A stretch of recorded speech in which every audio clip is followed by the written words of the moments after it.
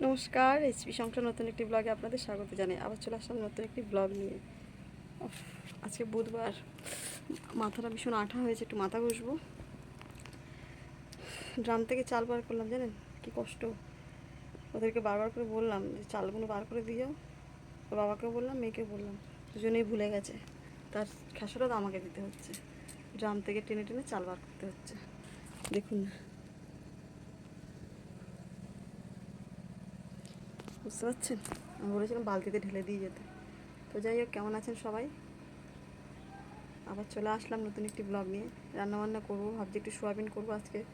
মানে আমার ইচ্ছা করে না রান্না করতে, কিন্তু কী করবো বলুন তো, পারি না। না রান্না করলেও হবে না, মেয়েটার খুব চাপ পড়ে যায়। আর দুবেলা রান্না একসাথেই করে নিই, না হলে সকালে মেয়েকে করে যেতে হয়, আর বাবা আসলে আবার ওর বাবাকে আবার করতে হয়, সেই কারণে আমি করে নিই। তো যেটুকু শ্যুট করছি দেখাচ্ছি, আপনাদের দেখানোর চেষ্টা করছি যতটুকু পারছি, যেটুকু ভিডিও করতে পারছি দেখাচ্ছি। সবাই ভালো আছেন তো? ভালোভাবে থাকুন, সাবধানে থাকুন। কেমন সারাদিন কী করি শেয়ার করব, আবার আসছি।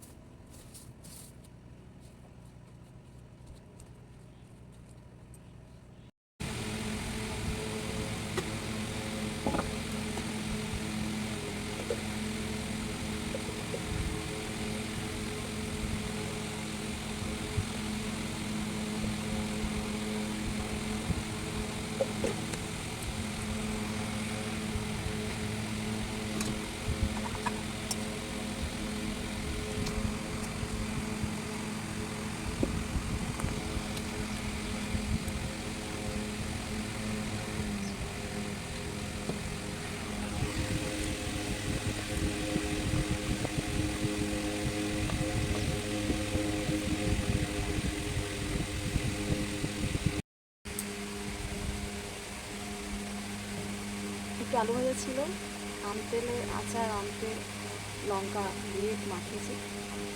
ভাত খুব দেখতে পাচ্ছি।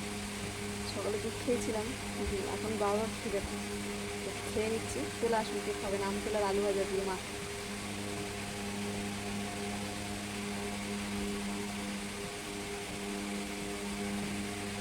এটা না আম তেল না, সরি বলা ভুল হয়েছে, তো পানমিশুলি আচার।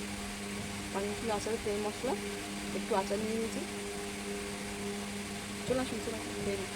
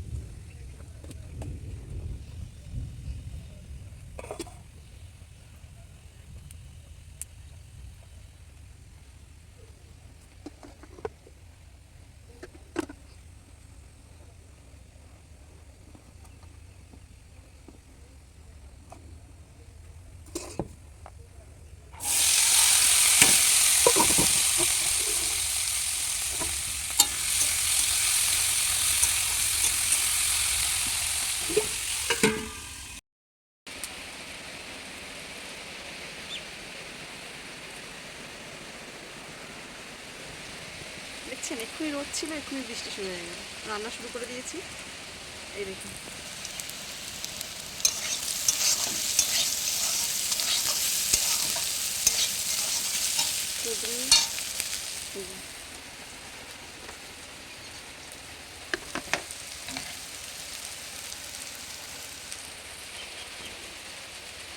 কুঁদরি আলু ঢেঁড়স ভাজা করছি, সোয়াবিন করছি।